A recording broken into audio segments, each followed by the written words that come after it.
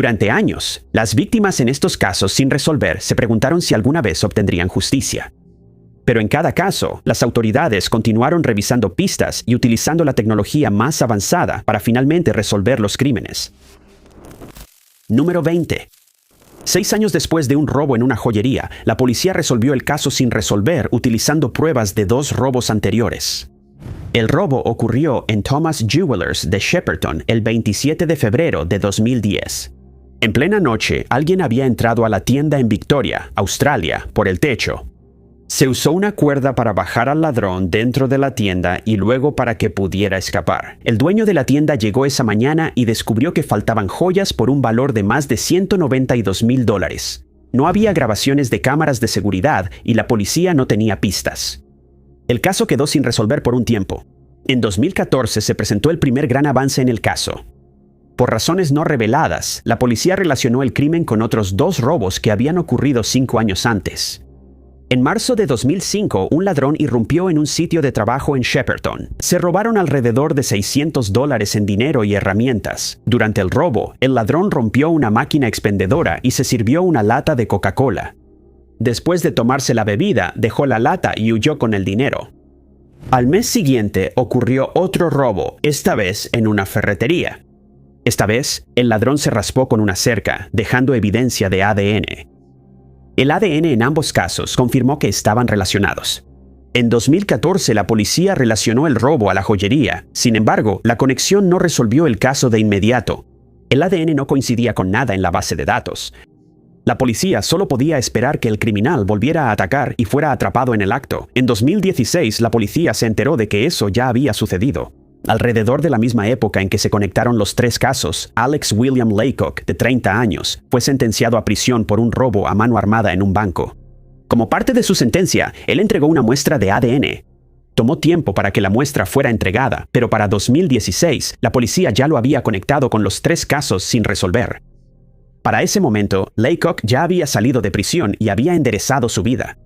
Había cometido los robos para financiar su adicción a sustancias ilegales y había logrado rehabilitarse. Confesó los robos y le dieron una condena de prisión parcialmente suspendida. Número 19. El ataque que le quitó la vida a Paul Aikman en 1985 permaneció sin resolverse casi tanto tiempo como el florista había estado vivo.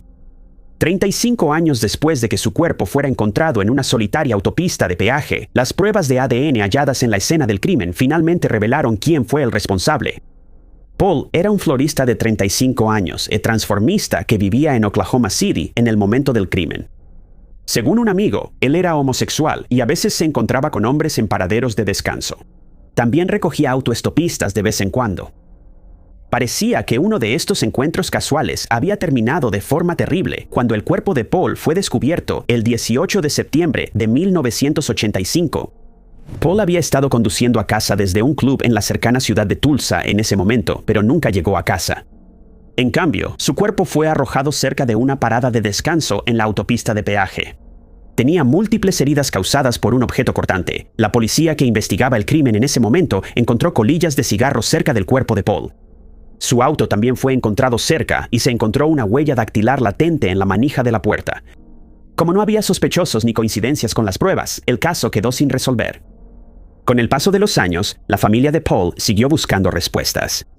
Su caso sin resolver fue uno de los 52 que aparecieron en un mazo de cartas que se distribuyó en las cárceles, con la esperanza de que alguno de los reclusos reconociera el caso y proporcionara respuestas. Resultó que un recluso sí tenía información que podía resolver el caso, pero no se presentó voluntariamente. En 2020, los detectives que revisaban el caso sin resolver consultaron CODIS, el sistema combinado de índices de ADN del FBI, y descubrieron una coincidencia.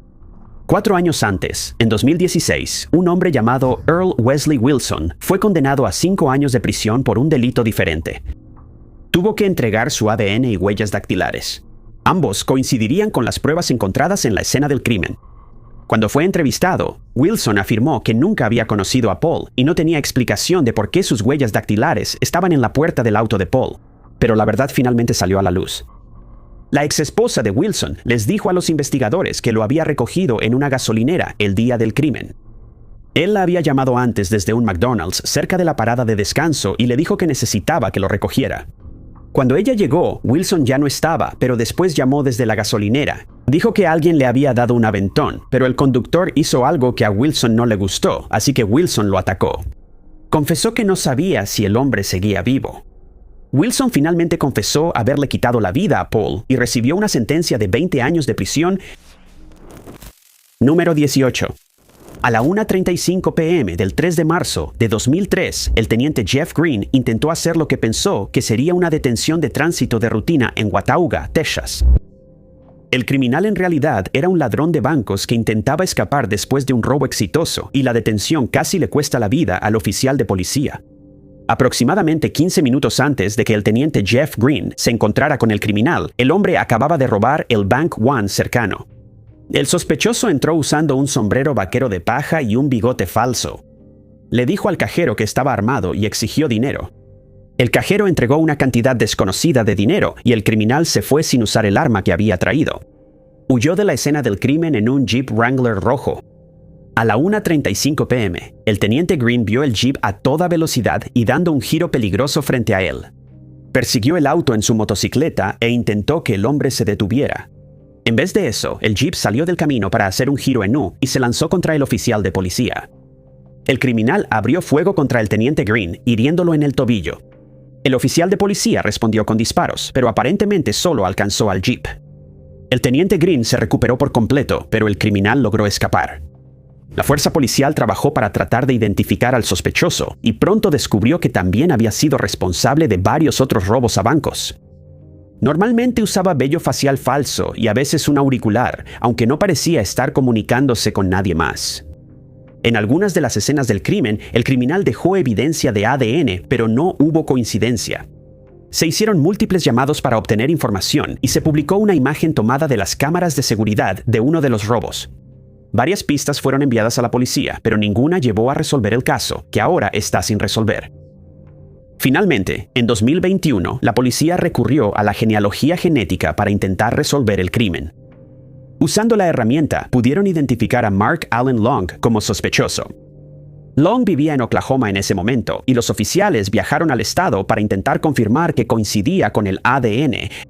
Después de observar a Long comer en un restaurante, los oficiales tomaron los objetos que él había desechado y realizaron las pruebas. Se confirmó que Long coincidía con el ADN. El teniente Green también identificó a Long en una rueda de reconocimiento. Antes de que Long pudiera ser arrestado, falleció en abril de 2022, pero el caso sin resolver finalmente se resolvió. Número 17.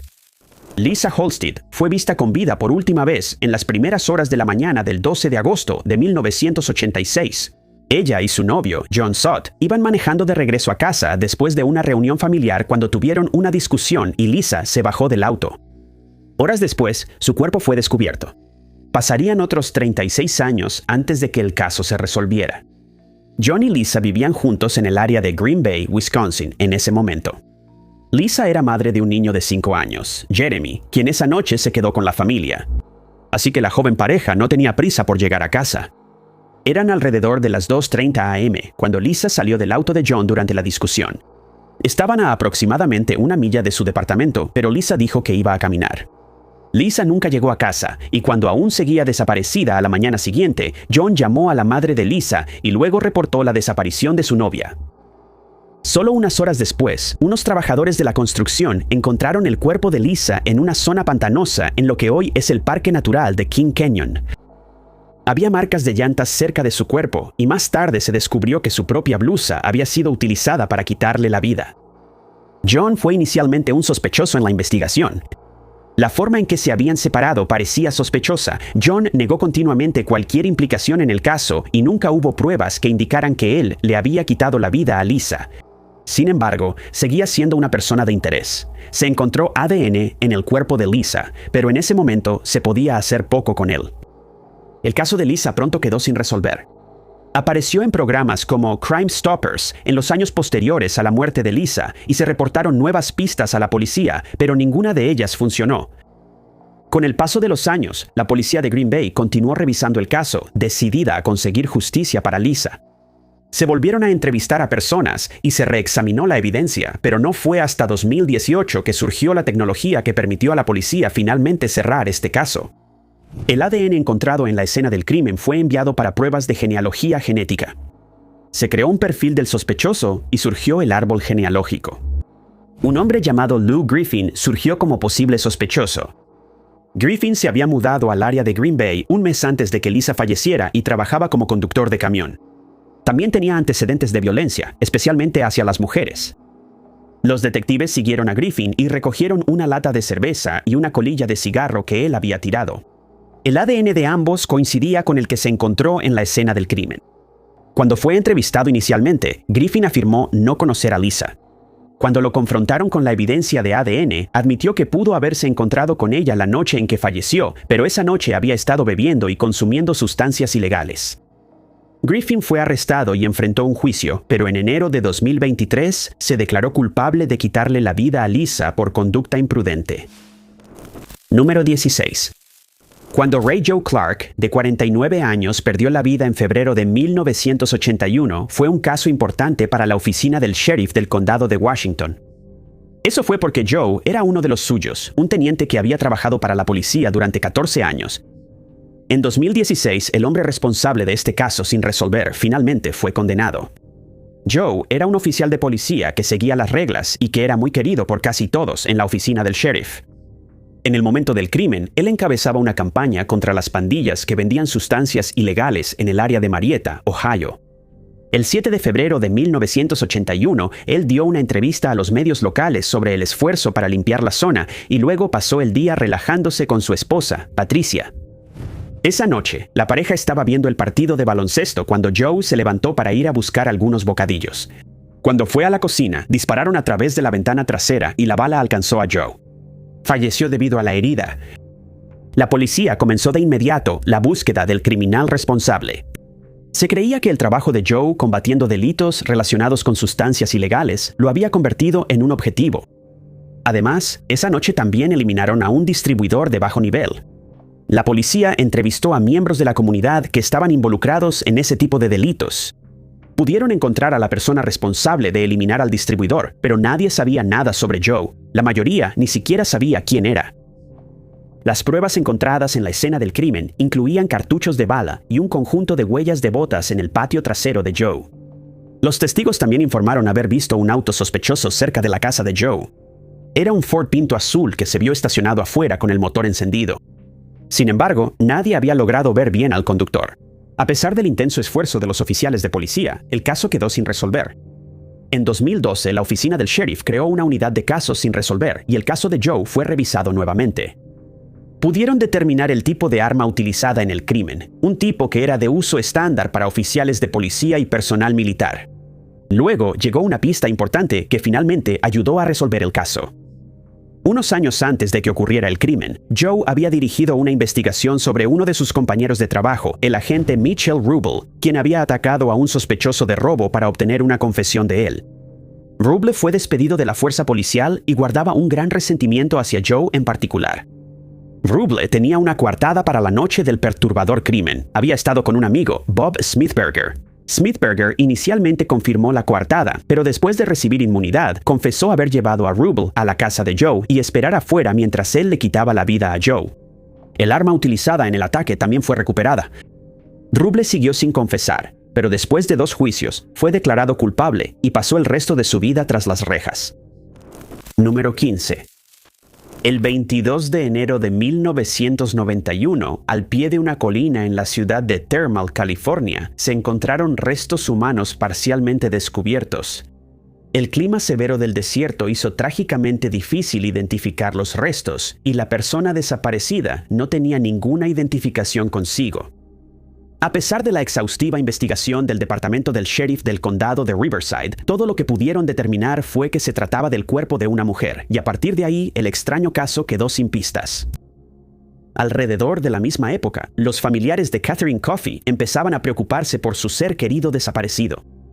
Catherine era originaria de Baldwin Park, California, y se había graduado de Scripps College en Claremont, una pequeña escuela de artes liberales al oeste de Los Ángeles. La última vez que vieron a Catherine fue en Indio, en algún momento a finales de 1989 o principios de 1990. Y aunque era independiente, su misteriosa desaparición no era algo característico de ella. Sin embargo, pasarían años antes de que supieran del inesperado final de Catherine. A principios de 2022, la oficina del fiscal de distrito de Riverside se asoció con Othram, un laboratorio de pruebas genéticas, para obtener más información sobre el caso sin resolver en el Valle de Coachella relacionado con la Jane Doe no identificada. Utilizando una base de datos de ADN, el equipo de casos sin resolver de Riverside pudo encontrar una posible coincidencia, la hermana de Catherine Coffey. Tras realizar más pruebas, finalmente pudieron confirmar que Catherine Coffey era, de hecho, la Jane Doe sin identificar. Aunque el misterio de la Jane Doe del Valle de Coachella ya se resolvió, el misterio de lo que le sucedió a Catherine Coffey aún no. Los investigadores creen que pudo haber habido intervención de terceros en su caso.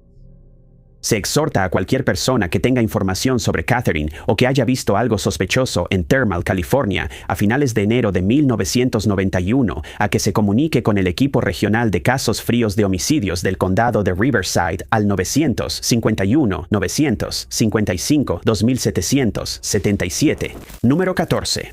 A partir de 2016, los residentes de un pequeño pueblo en Australia Occidental llamado Tom Price fueron participantes involuntarios en un misterio inquietante. Durante un periodo de 2 años y medio, la policía y la pequeña comunidad recibieron 16 historias aterradoras pero reales sobre un criminal que espiaba a las personas por las ventanas o patios de sus casas. Las mujeres reportaron que el intruso aparecía cuando sus parejas no estaban en casa. Las mujeres solteras parecían ser especialmente el objetivo de incidentes repetidos. De alguna manera, el hombre siempre parecía saber cuándo estaban solas en casa. Varios residentes hablaron sobre instalar costosos sistemas de CCTV y cámaras de seguridad. Durante años, los incidentes continuaron y eventualmente se clasificaron como un caso sin resolver debido a la falta de pruebas para atrapar al responsable. Finalmente, en el verano de 2018, el individuo fue claramente identificado por una de las mujeres a las que estaba acosando. Este avistamiento, combinado con el testimonio de víctimas anteriores, fue suficiente evidencia para que la policía centrara su atención en un exresidente de la zona, Damon Bruce Gillespie. Según los reportes de crímenes reales, el hombre de 47 años pudo descifrar los horarios de las mujeres y acecharlas cuando estaban solas. Todo el pueblo trabajó junto para asegurarse de que el aterrador misterio fuera resuelto. Por sus crímenes, Damon recibió una sentencia suspendida con 1 año de supervisión intensiva y consejería. Número 13. En noviembre de 2021, agentes federales allanaron una residencia en Brooklyn para arrestar a Quashawn Burton. Sin embargo, el sospechoso no se encontraba por ningún lado y durante casi 1 año eludió a los investigadores. Se le acusa de robar casi $150,000 de fondos de ayuda pandémica sumamente limitados, destinados a apoyar a quienes estaban luchando con los confinamientos. Según los informes, Quashawn robó la identidad de al menos 4 personas para obtener el dinero de manera fraudulenta, el cual luego usó para vivir a lo grande como prófugo de la justicia. Un investigador postal estaba visitando Animal Kingdom con su familia cuando vio al prófugo de la justicia. Le resultó fácil identificarlo gracias a un tatuaje inusual en su cuello. El hombre llamó a la oficina del sheriff del condado de Orange, Florida, y les informó que un fugitivo federal estaba en el parque. Aproximadamente 1 hora después, Quashawn fue detenido por agentes policiales mientras esperaba en una parada de autobús con 2 de sus familiares. Se le acusa de haber usado identidades robadas durante el último año y supuestamente se negó a admitir quién era, incluso después de que la comparación de huellas digitales confirmara su identidad. Fue acusado de resistirse al arresto y finalmente fue transferido a custodia federal en octubre de 2022, donde permanece en espera de juicio. Número 12.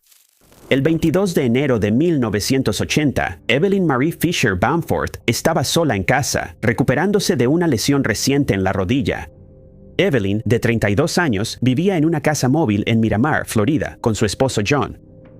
Su vida fue truncada cuando un intruso entró por la ventana de su casa y huyó por el mismo lugar. La identidad del agresor seguiría siendo un aterrador misterio sin resolver durante décadas. Hasta el día de hoy, sigue siendo el más antiguo de los casos sin resolver que resolvieron los detectives de Miramar. En un desenlace inesperado que se hizo público en diciembre de 2022, casi 43 años después, el atacante de Evelyn fue identificado como un vecino que vivía a solo 12 casas de distancia, llamado Ronald E. Richards. En el momento del ataque, Ronald estaba en libertad bajo fianza después de haber intentado atacar a su novia en 1975. Fue identificado como sospechoso en el misterioso caso sin resolver solo unos meses después del crimen, pero nunca hubo suficiente evidencia para probar de manera concluyente su participación.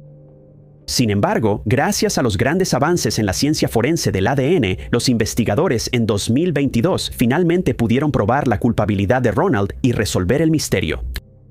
Poco después del fallecimiento de Evelyn, Ronald cometió otro ataque en el cercano condado de Volusia, Florida. Actualmente está encarcelado. La policía cree que es cierto que hay más historias sobre sus crímenes y continúan investigando para encontrar nuevas pruebas. Número 11. Cuando Cara Robinson tenía 15 años, estaba regando las plantas en el jardín delantero de la casa de su amiga cuando se encontró mirando el cañón de un arma y fue obligada a entrar en el auto de un hombre. Durante las siguientes 18 horas, mientras sus seres queridos lidiaban con el aterrador misterio de su ausencia, ella estuvo retenida por alguien que era más que una persona aterradora, era un asesino serial. El 24 de junio de 2002, Cara estaba visitando la casa de su mejor amiga, Heather. Mientras estaba de pie en el patio delantero, un hombre que conducía un Pontiac Trans Am verde oscuro se metió a la entrada de autos. El individuo, Richard Evonitz, era un hombre de mediana edad que llevaba una carpeta en las manos. Cara lo describió como alguien poco llamativo y cuando se le acercó, ella no se preocupó en absoluto. Él le dijo que estaba en el vecindario repartiendo revistas y le preguntó si sus padres estaban en casa. Cuando ella le dijo que no era su casa y que los padres de Heather tampoco estaban en casa, fue cuando Richard atacó. Él dio un paso adelante como si fuera a entregarle las revistas a Heather, pero en vez de eso, sacó su arma y le ordenó que se metiera en un contenedor de plástico que estaba en el asiento trasero de su auto. Después de un tiempo, Richard se detuvo, le puso esposas a Cara y le cubrió la boca. Luego la llevó a su departamento, el cual estaba lleno de evidencia de escenas del crimen. En una historia extraña pero real y aterradora, Cara, decidida a escapar, pudo obtener el nombre de Richard leyendo su correspondencia. Pensando rápido, también memorizó su apariencia y los nombres de su doctor y dentista de los imanes que él había dejado en el refrigerador. Cara decidió que tenía que ganarse la confianza de Richard para manipularlo y así obtener una oportunidad de escapar. Incluso mientras él la atacaba durante horas, ella habló con su secuestrador, aprendiendo toda la información personal que pudo sobre él para poder contarle a la policía todo lo ocurrido con detalle. Cuando Richard se cansó, esposó a Cara al marco de la cama junto a él. Durante las primeras horas de la mañana, mientras él dormía, Cara logró una audaz huida, desenroscando silenciosamente sus esposas y abriendo la puerta antes de huir lo más rápido que pudo del edificio. Cara corrió hacia un auto en el estacionamiento y les dijo a los hombres que estaban dentro que la habían secuestrado. Ellos la llevaron rápidamente a la estación de policía, donde ella les contó toda la información que había aprendido sobre el malvado asesino serial, Richard.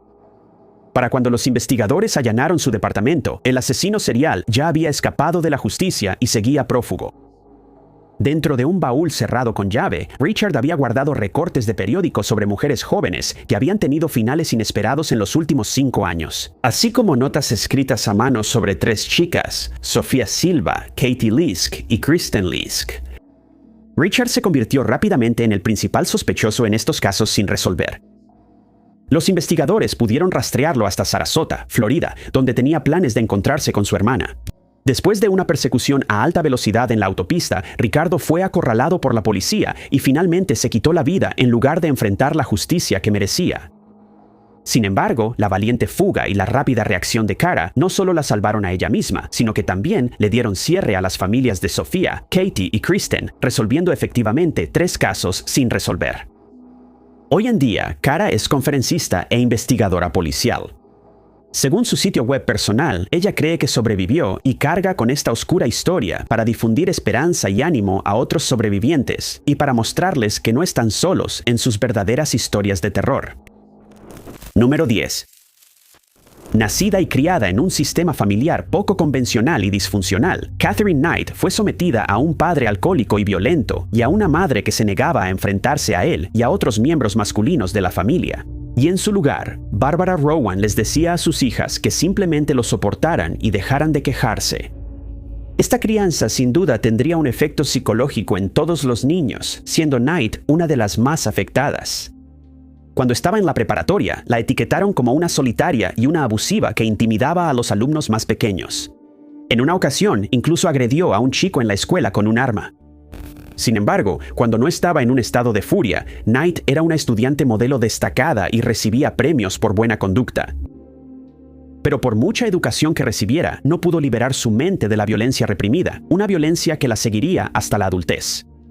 De adulta, Knight se mudó a Aberdeen, Nueva Gales del Sur, donde fue reconocida como una trabajadora experta en la industria cárnica. La mayoría del tiempo mantenía esta reputación, pero también era conocida por tener un temperamento increíblemente explosivo. Esa furia se manifestó en su primer matrimonio, cuando le fracturó el cráneo a su esposo con un sartén tras una discusión. También usó unas tijeras contra otra pareja.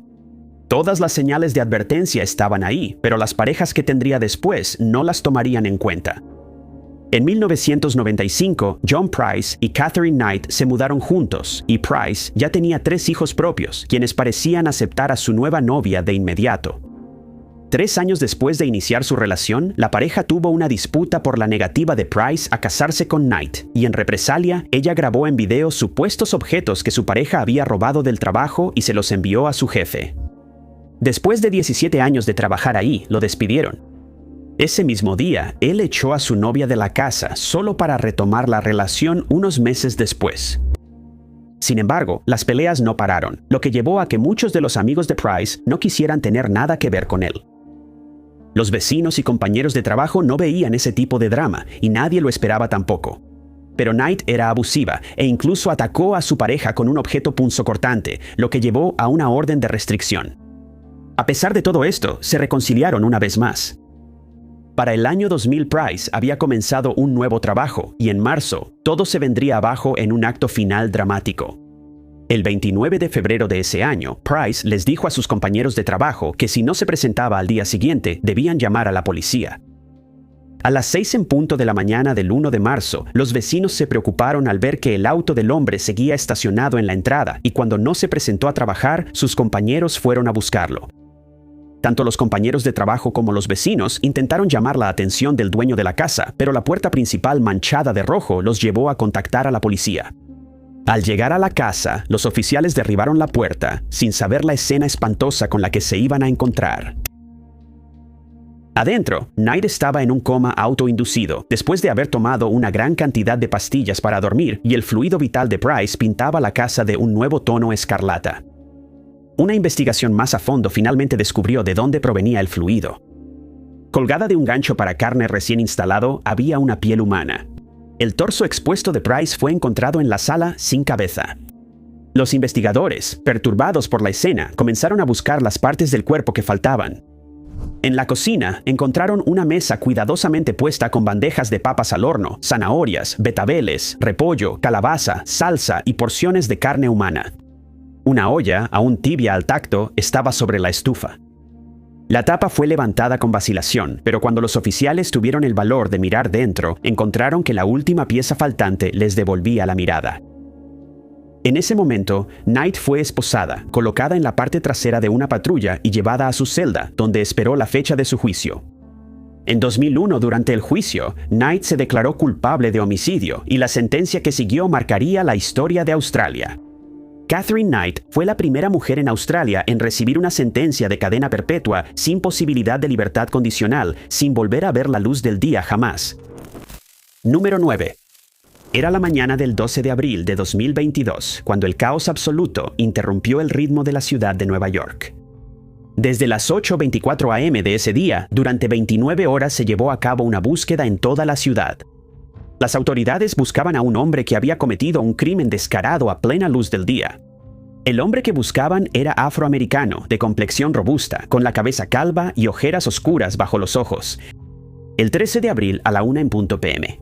La policía finalmente recibió esa pista tan esperada que permitiría capturar al criminal y hacer justicia. La pista llegó desde un McDonald's en East Village, y quien llamó no fue otro que el propio sospechoso, Frank Robert James, de 62 años. Poco después de alertar a las autoridades sobre su ubicación, James se alejó caminando. Al día siguiente, a la 1:40 p.m., oficiales de patrulla del NYPD encontrarían a su sospechoso en la esquina de St. Mark's Place y First Avenue. Fue esposado y escoltado a la cárcel. Lo que James hizo ese día fatídico es realmente alarmante. Esto resaltó la enorme importancia del control de armas de fuego. También traumatizó a los pasajeros habituales, muchos de los cuales buscarían una forma alternativa de ir al trabajo después de eso. Fue durante la hora pico de la mañana cuando James, vestido con ropa de trabajador de la construcción, subió a un tren del metro con destino a Manhattan. Docenas de pasajeros habituales también se apretujaron en el vagón del metro, sin saber el terror que estaba a punto de desatarse sobre ellos. El agresor sacó una pistola Glock 17 y acorraló a los pasajeros hacia el lado opuesto del vagón. Luego sacó granadas de humo y las activó, nublando la visión de todos. Los pasajeros se agruparon en una sección, lo que le dio una línea de tiro clara, y con el arma semiautomática con cargador extendido, James apretó el gatillo. El arma pudo disparar una rápida sucesión de 32 detonaciones que resonaron en el vagón mientras el tren llegaba a la estación Sunset Park en Brooklyn. Como resultado de las heridas, las lesiones causadas por la aglomeración y la inhalación de humo, 2 docenas de personas fueron hospitalizadas. Milagrosamente, ninguno sucumbió a sus heridas. Una investigación reveló que el acto, a pesar de lo que James pueda decir, fue premeditado. El agresor sugirió que no tenía la intención de lastimar a nadie y que estaba sufriendo un episodio esquizofrénico. Aunque sí tiene antecedentes de ese diagnóstico, los movimientos previos de James y los posteriores sugieren que esto fue intencional. Finalmente, James se declaró culpable de 11 cargos, uno por cada una de las 10 víctimas de arma de fuego y uno por disparar un arma de fuego durante un delito violento. Posteriormente, fue sentenciado a cadena perpetua. Número 8. Joaquín Guzmán, el Chapo, fue en su momento uno de los criminales más poderosos del mundo. Él fue el líder del Cártel de Sinaloa, la organización criminal más formidable de México a finales del siglo XX. Guzmán nació y creció en una zona empobrecida y remota de Sinaloa, cuna de muchos traficantes notorios. Su carrera criminal comenzaría en el Cártel de Guadalajara, que en ese entonces era liderado por Miguel Gallardo. No pasó mucho tiempo para que Guzmán ascendiera en las filas, y cuando se disolvió en los años 80, él se convertiría en el líder de la organización criminal de Sinaloa. Bajo la dirección de Guzmán, este cártel desarrollaría técnicas de contrabando sumamente creativas y medidas extremas. Una de esas medidas fue la creación de túneles con aire acondicionado que pasan por debajo de la frontera entre México y Estados Unidos. Lograron pasar todo tipo de narcóticos por Estados Unidos, escondiéndolos en latas de chiles y extintores. Los narcóticos mediante estos métodos podían ser catapultados a Estados Unidos, permitiendo que se desatara una crisis de sustancias ilegales. Tan poderoso era el Chapo que se convirtió en el jefe de su imperio mientras estaba encarcelado. Fue en 1993 cuando fue arrestado y extraditado a México, juzgado y absuelto de cargos de homicidio, pero declarado culpable de tráfico y posesión de armas de fuego, lo que lo llevó a una condena de 20 años en una prisión de máxima seguridad. La corrupción permitió a Guzmán obtener amplias libertades a cambio de sobornos, y los guardias de la prisión estaban encantados de complacerlo. Desde dentro de la jaula de concreto que lo confinaba, el Chapo dirigía su imperio y en 1995 fue nombrado líder del Cártel de Sinaloa. En 2001, después de haber cumplido 8 años de su condena, con la ayuda de los guardias de la prisión, el criminal escapó.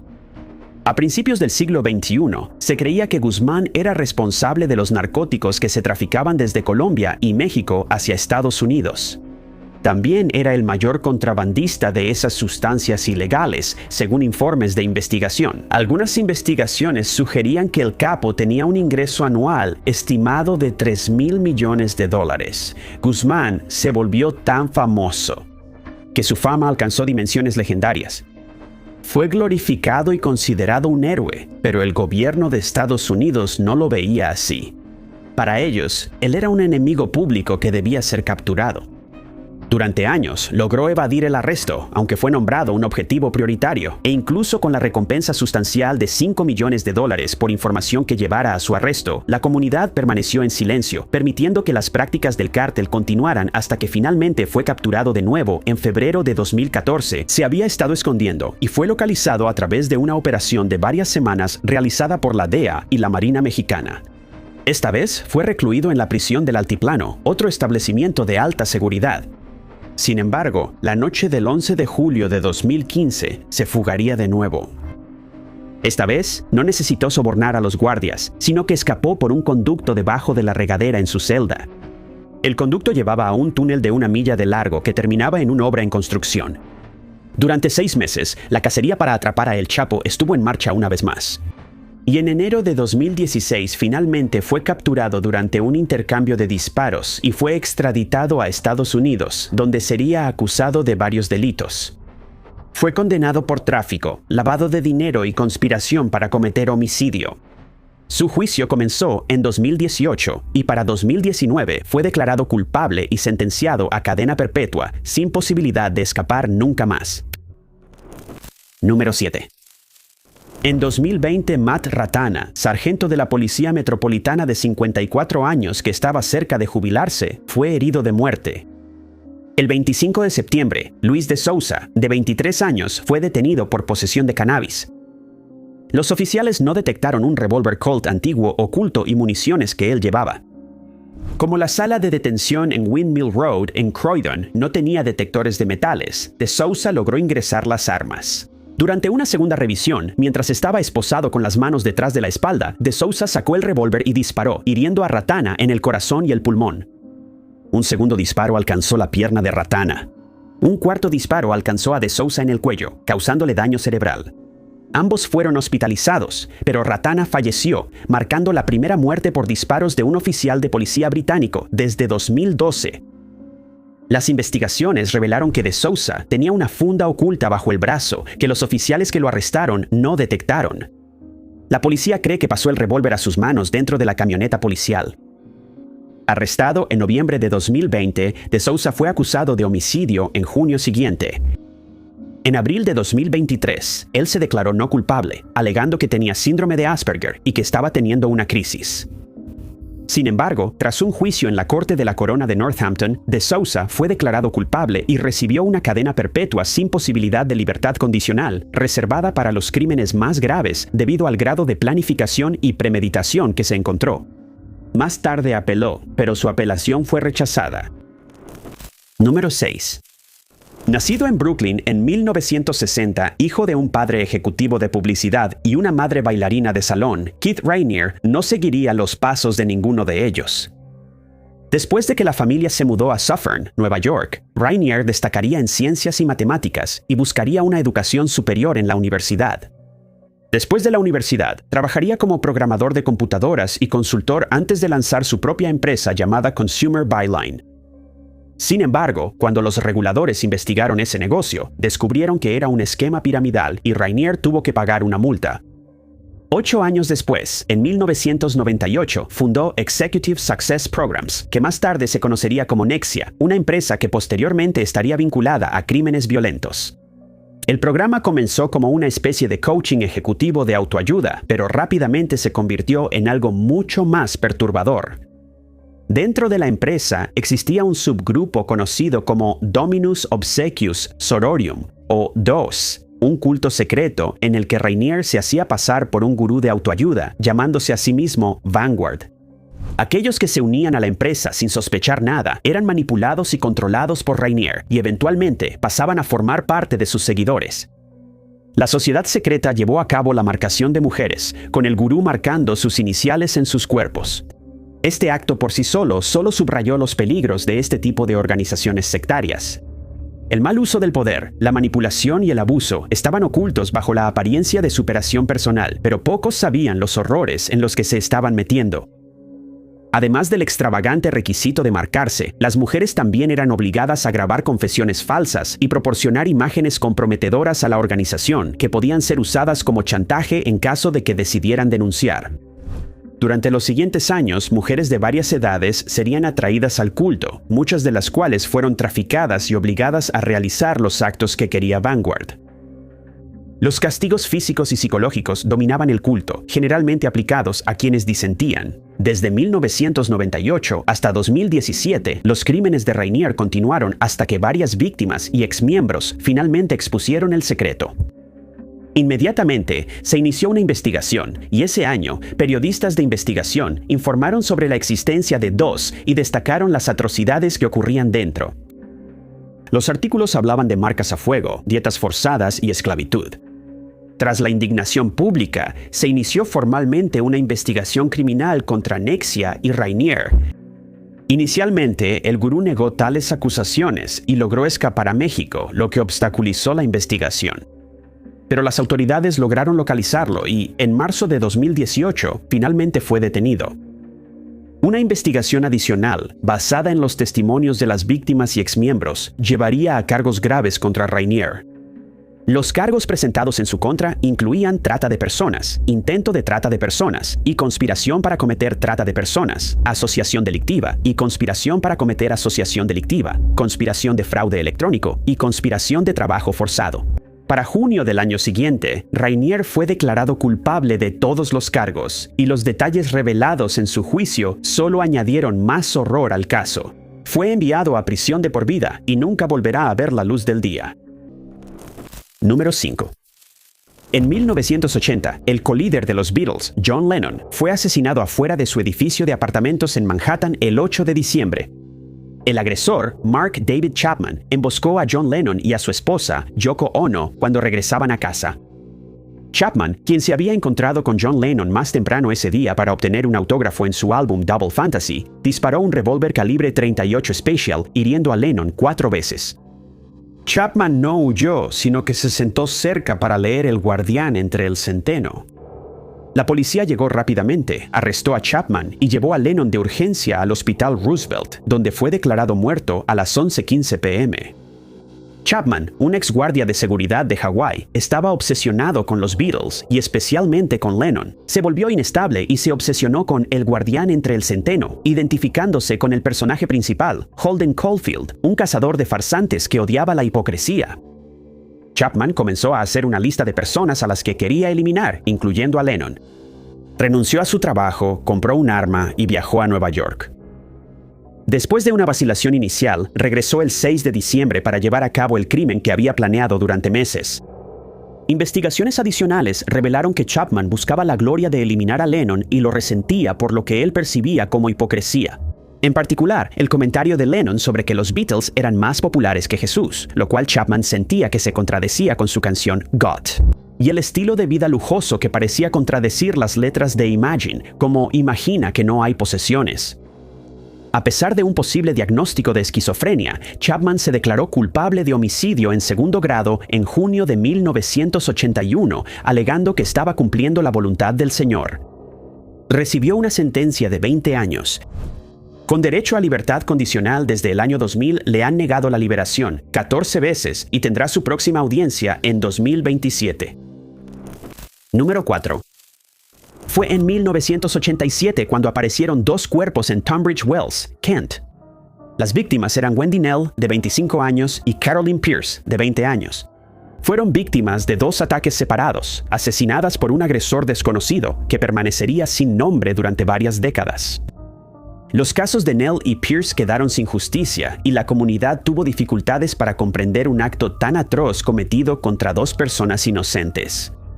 Debido a la falta de tecnología avanzada, las muestras de ADN tomadas en la escena simplemente se almacenaron con la esperanza de que algún día pudieran vincularse al delincuente.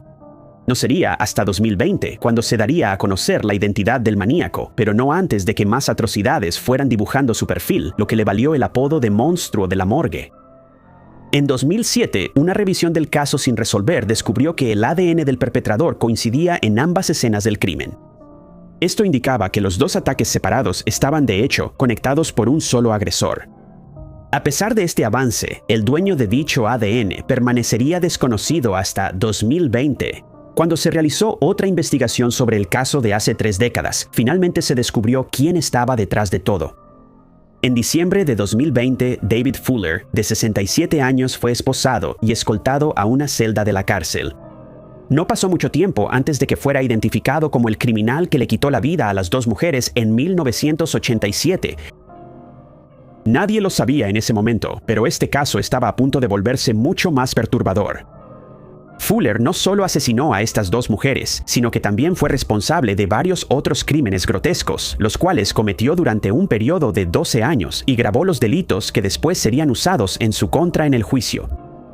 Durante esos 12 años, Fuller trabajó como electricista en 2 hospitales diferentes, el Hospital Kent y Sussex, ubicado en Tunbridge Wells, y el propio Hospital Tunbridge Wells. En ambos hospitales le dieron una tarjeta de acceso total, lo que le permitía entrar a cualquier área que quisiera, incluyendo la morgue. La morgue sería la escena del crimen donde Fuller cometería sus siguientes 101 delitos contra las mujeres que terminaban ahí, y ningún grupo de edad se salvó. El perturbado electricista del hospital iba de cadáver en cadáver, víctimas que habían sucumbido a accidentes, en el quirófano o en las salas terminales, agrediéndolas y causando estragos indescriptibles detrás de las puertas cerradas de los refrigeradores. No había cámaras de seguridad en la sala de autopsias para preservar la dignidad de los pacientes, al menos esa era la intención. Por suerte, no fue necesario contar con grabaciones de vigilancia para condenar a Fuller por sus crímenes, porque el disco duro de su computadora en su casa de Heathfield fue prueba suficiente. 818.051 imágenes y 504 videos evidenciaron la magnitud de su abuso y su incesante interés en abusar y asesinar mujeres.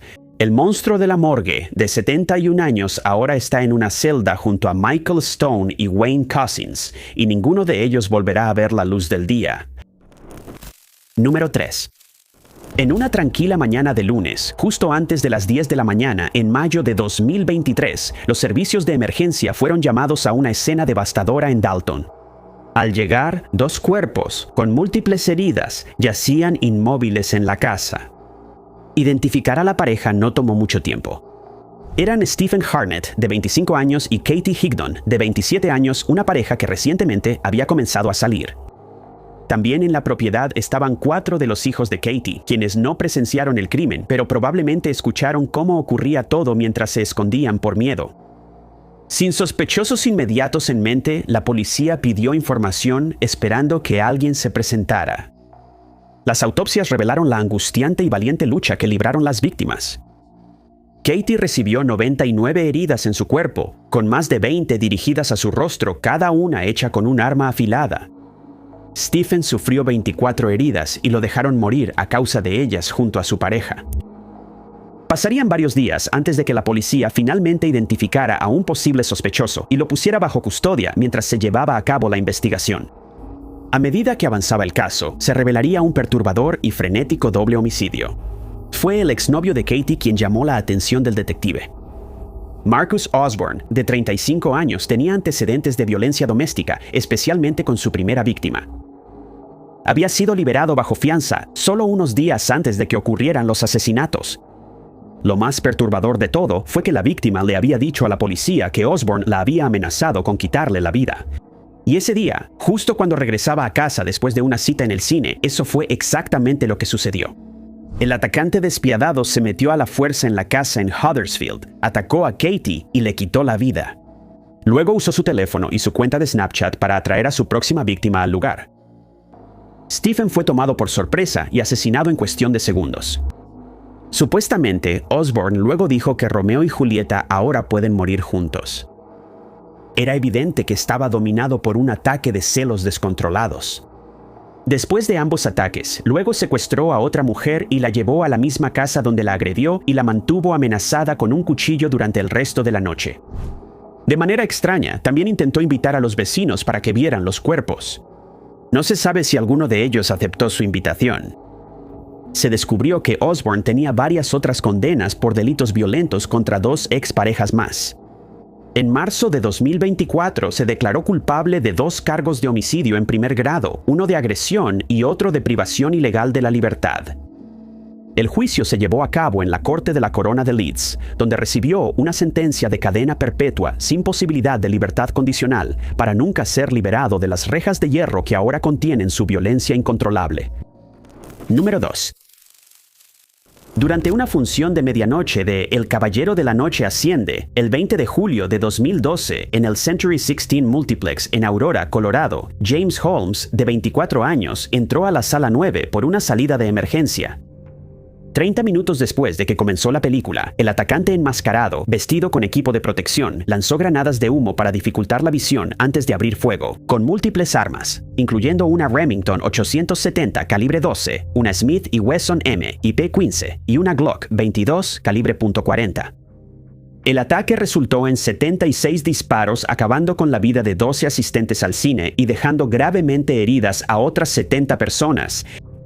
La policía, atónita, detuvo a Holmes en el lugar, donde supuestamente afirmó ser el Guasón, y advirtió sobre trampas explosivas en su departamento. Más tarde, los escuadrones de explosivos encontraron un gran arsenal de artefactos explosivos conectados a cables trampa que habrían destruido el departamento y las unidades circundantes si se hubieran activado. En los 60 días previos, Holmes compró 4 armas de fuego y 6,000 cartuchos de munición, lo que resalta la naturaleza premeditada del crimen. Tras una investigación y juicio de 2 años que concluyó el 7 de agosto de 2015, Holmes evitó la pena de muerte debido a que el jurado no logró llegar a una decisión unánime. En su lugar, recibió 12 cadenas perpetuas más 3.318 años de prisión sin posibilidad de libertad condicional, por lo que en ese momento se consideró el evento relacionado con armas de fuego más mortal en Estados Unidos. Número 1. Joan Denny, criada en Harpenden con aspiraciones de convertirse en abogada, comenzó a faltar a la escuela y a consumir sustancias cuando era adolescente, y finalmente se fugó con un hombre mayor, John Traynor, con quien tuvo hijos en Milton Keynes. Su relación se volvió tumultuosa debido a sus múltiples aventuras, ausencias frecuentes y violencia creciente, incluyendo portar una daga y expresar su deseo de matar. Traynor huyó con sus hijos en 2009, lo que llevó a Denny a involucrarse con el sistema de justicia penal y de salud mental. Diagnosticado en 2012 con trastorno de personalidad antisocial y otros trastornos psiquiátricos, Denny se volvió violento e impredecible. En una ola homicida de 10 días del 19 al 29 de marzo de 2013, ella apuñaló fatalmente a 3 hombres en Peterborough. El desarrollador inmobiliario Kevin Lee, con quien tenía una relación sentimental, el ciudadano polaco Lukasz Slabosewski y su compañero de casa, John Chapman. Apodada la asesina de la zanja, Denny fue arrestada el 2 de abril de 2013 y declarada culpable ese noviembre.